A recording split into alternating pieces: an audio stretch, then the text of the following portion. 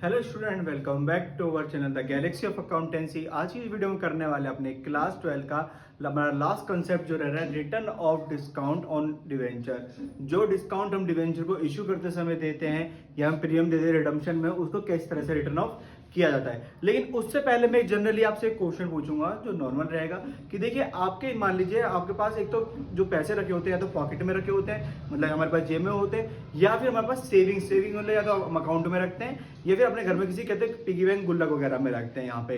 तो सपोज कर लीजिए कि आपके जो पॉकेट है, पॉकेट में कितने रुपए पड़े हैं? 100 रुपए पड़े हैं। और वहीं पे सेविंग में कितने रुपए पड़े हैं? 1000 रुपए पड़े हैं। और अब आपको कोई कहते हैं 50 रुपए का सामान लेना है, तो आप पैसे कहां से निकालोगे? जनरली बताइए, आप यहाँ से पैसे कहां से निकालोगे? पॉकेट से निकालोगे या फिर सेविंग में से निकालोगे? अब देखिए, आपको कहते हैं जो आइटम जो आप यहाँ पे परचेज कर रहे हैं वो कितना वर्थ इट है? 50 रुपए का है। हमें सिर्फ 50 रुपए खर्च करते हैं। जनरली हमारा जो यहाँ पे आंसर रहने वाला है वो कौन सा रहेगा कि हम कहां से निकालेंगे? पॉकेट में से निकालेंगे।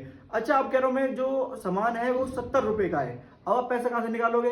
फिर से आपका वही आंसर रहेगा, क्या? कहां से निकालेंगे? पॉकेट में से निकालेंगे। लेकिन अब जो मैं कह रहा हूं कि सामान हमारा 100 रुपए का है, अब ये थोड़ा कंफ्यूजिंग सा हो गया कि आपको पैसा कहां से निकालना है, लेकिन आपके पास सफिशिएंट बैलेंस पड़ा हुआ है कहां पे? पॉकेट में। तो स्टिल आप अभी भी कहां से निकालोगे? 100 रुपए पॉकेट में से ही निकालोगे। लेकिन जैसे ही मैं आपसे कह दूं कि आपको कुछ कहते हैं साइकिल के लिए कुछ सामान खरीदना है और वो 500 रुपए का है, तो अब आप पैसे कहां से निकालेंगे? आप पैसे कहां से निकालेंगे? आपकी बार 100 रुपए तो पॉकेट वाले भी खत्म कर दोगे और साथ में आप सेविंग में से कितने निकालोगे? 400 रुपए सेविंग में से निकालोगे। इसका मतलब पहले आप खर्चा हमेशा किसका करोगे? पॉकेट का करोगे, देन आप सेविंग्स में से पैसा निकालना पसंद करोगे।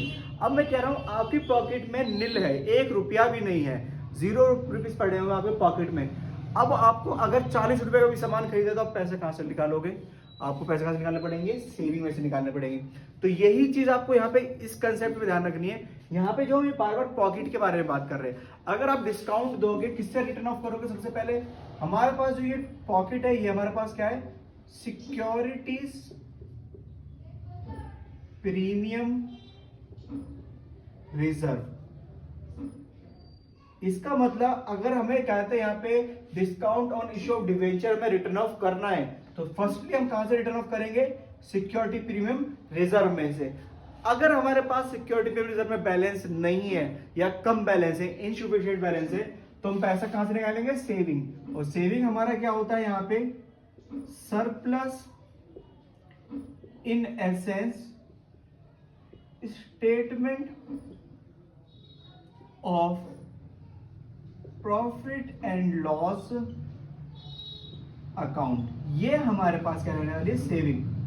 मतलब जब पैसा कहीं भी ना मिले तो हमें से कहां से निकाल लेना है? पैसा सरप्लस में से निकाल लेना है, अपने प्रॉफिट एंड लॉस अकाउंट में से पैसा निकाल लेना है। तो यहां पे हमारे पास देखिए 3 केस बन रहे हैं। एक तो सफिशिएंट बैलेंस हमारे पास पॉकेट में, मतलब सिक्योरिटी प्रीमियम रिजर्व में।